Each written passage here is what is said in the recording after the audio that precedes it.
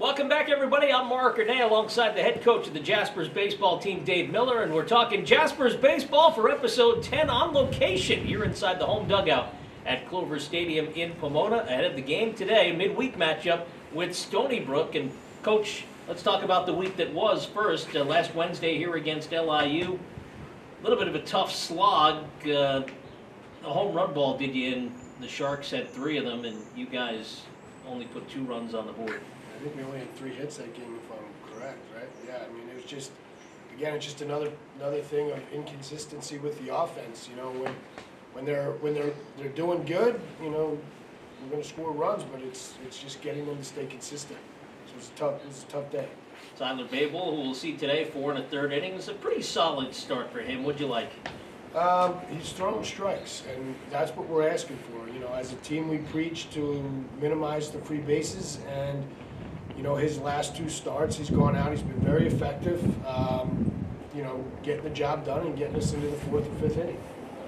And for the record, it was 5 hits against the Sharks. Raz had 2 of them. He's starting to come around with the bat.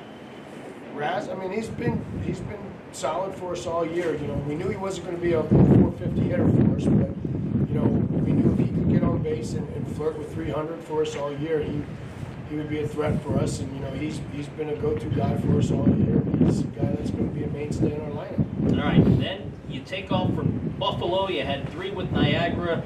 You steal home on a double steal, first inning, game 1, and then the wheels kind of fell off. Will Hessling got really beaten by the home run ball again. He gave up 3 in the first inning. Yeah, you know, if you look at some of our games all year, the first inning has been our Achilles heel. You know, you're going out to Texas. You know, even Will, you know, 2 or 3 starts this year, he's had a hard time getting out of the first inning. And you know, when you're playing down 4, 5, 6 nothing in the first inning, it takes a lot. It takes a lot of the wind out of your sails. You know, from a baseball perspective, because you know you got to, you know, you're down 6 and you're playing. It takes all the strategy out of the game because we've got to just go out and hit. And even then, you were sort of within striking distance. I mean, it was 8-1. They put up 8 more on you to really salt things away in the 8th inning. And what did you see from the bullpen? You know, it wasn't anything too crazy. It was just at 8-1, we were saving some of our, you know, more usable arms for the rest of the weekend, and we went back to some guys that you know hadn't pitched in a while, and you know, we wanted to give them another opportunity. And you know, they weren't hitting the ball hard; balls were just falling. And it just made it for a tough day. And you know, like you said, 8-1. I don't think that's very close, but I mean, I think the score doesn't dictate how the game actually played out. Yeah, well, Sunday it was a 9-8 game. We'll get to that in just a sec because I really thought you guys were going to pull that one out late.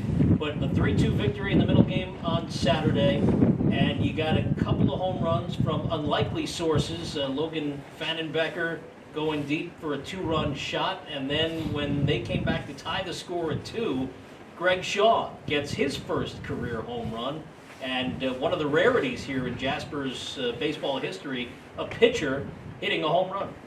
Well, Greg is that guy that he's been very solid for us off the mound, but when you watch him take BP, you know, he's got light tower power, and you know, with the way that the ball was playing there, you know, we weren't getting much from some other guys, so we thought it was a great day to go back to Greg. He was 2 for 4 that day, with a single and then the game-winning home run. And we need to talk about the pitching effort of Tyler Fagler, Garrett Garbinski, a complete game 6 hitter with 9 strikeouts. You had to like what you saw from both of them. Well, I'll tell you what, if you start talking about throwing strikes, look at Tyler Fagler's numbers that day. Through 93 pitches on the day, he threw 70 strikes. So, you know, when you go out and consistently are ahead 0-1, 0-2, that's going to be, you know, a good chance of winning a baseball game. You know, Garbo went out, you know, I think, you know, took a line drive off of his elbow and still managed to go out there and, you know, seal the save. So, I mean, both those guys were fantastic for us to, you know, go out there and have a chance to win the series. Yeah, then rubber game on Sunday. You're down 7-2 heading to the 6th. Come back a little bit. They stretched it out on you, but you wound up getting 3 hits apiece from Alfredo Delgado and Trevor Hansen. Hansen with that home run in the 9th inning that got you within a run. And I thought for all the world, I thought you guys were going to pull it out. You wound up falling just a run short. Yeah, I mean, it goes to show that the guys still have a lot of fight left in them. When you look at the MAC conference, it's just, I feel like it can go either way any day. Speaking to the other coaches, they've been saying the same thing to us. It's just there's a couple things that really, we got 2 outs in the bottom of the 8th inning on 2 pitches, and then it's like the wheels fell apart for Bubba. Walking the next guy on 4 and then back-to-back doubles. And it's just like, if we can just manage to do the little things a little bit better, we're going to start to fall on the right side of these 1-run games. All right. Today, the start of a season-high 5-game homestand. You've got Stony Brook today. You've got 3 this weekend against Marist. You've got Hofstra coming in for a midweek to wrap things up. It's a little bit chillier today than we had in at least 2 of the 3 games that we've played here at Clover. What kind of accommodations do you need to make to deal with the weather and the wind today? Just got to, one of my mentors, Tim Corbin from Vanderbilt, always told me it's always 70 and sunny in your head. You can't worry about the conditions. We got to worry about going out and dealing with the task at hand. For our hitters, if you want to stay in the dugout and stay warm, get more hits. If you're a pitcher and you want to get in the dugout and stay warm, get off the field, so get us 3 outs. So, it might be a little chillier than this weekend up in Niagara when it was 75, 80 degrees, but I mean, this is nothing that we haven't played,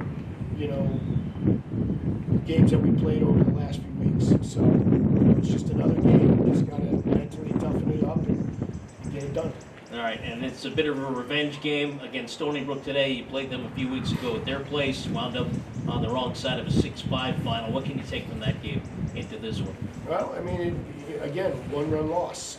So for us, it's just about doing the little things, minimizing free bases.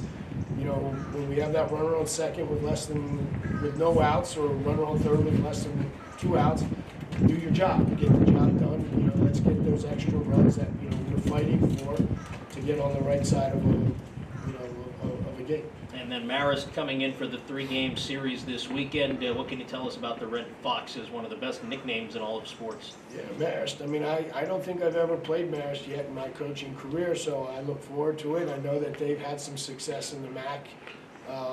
In the past, they're going to be a team that comes out and competes. They're going to go out and give you everything they got. And we have to do the same. And we're still right in the thick of the MAC hunt, for the playoffs. We're right in the middle of the pack, and this could be a great weekend for us, with 5 home games to kind of flip the switch and take the second half of this season by storm. All right, appreciate the time as always. Good luck today and this weekend. Thank you very much.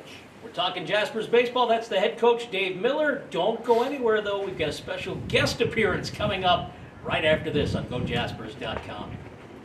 Back inside the home dugout here at Clover Stadium, it's a little bonus content here on episode 10 of Talking Jaspers baseball. We're joined by Greg Shaw, who over the weekend up at Niagara picked up his first 2 Jaspers hits, including his first career home run. How'd that feel? Oh, it felt awesome. I mean, to get a chance to get some swings in lineup and then to hit a home run, that was pretty cool. Coming off the mound and into the batter's box, you are one of the few Manhattan College baseball players, maybe even the only one who's ever done that. How does that feel? Yeah, it's pretty cool. I mean, I'm just happy I got in the lineup. Just usually I feel I'm more of a pitcher, but to get some swings and to do pretty well, I was pretty happy about that. All right, how much notice did you have that you were going to be hitting that day? I got off the bus and he told me I was hitting, so. Do you need any more than that? No. Take extra BP or no? A little bit more, yeah, a little more than usual. All right, tell me what was your favorite part, aside from the win and hitting what turned out to be the game-winning home run. You broke a 2-2 tie. What was the best part of the trip up to Buffalo? It was warm. That was nice. Usually in Buffalo it's pretty cold, but great weather up there. And we were able to get one. Just not great, but got a win. Yeah, let's talk about, the season obviously didn't start the way you wanted it to, and it's been a little bit of a slog. The injuries obviously have not helped, but from your perspective as a player in the clubhouse, in the dugout, what's the vibe around the team? I think we're optimistic about the season. I know our record doesn't really reflect that, but we're right around 500 in MAC play, and I think if we can clean some things up, we can really make a push for the playoffs. All right, what's the thing or two you're most looking forward to the rest of the season? Just getting a chance to compete out there. I mean, I love playing with these guys, and I really think we could do some pretty good things if we start playing well. All right, and if you're in charge of where you wind up on a given day, you want to be on the mound or you want to be up at the plate? Either one's fine with me. If I'm on the field, I'm happy. That's the right attitude. Thanks. Thank you. That's Greg Shaw. We had Coach Miller a couple of minutes ago, and we have been talking Jaspers baseball. We'll see you next week. Maybe here, maybe here, maybe back at Dratty. Stay tuned. We'll find out.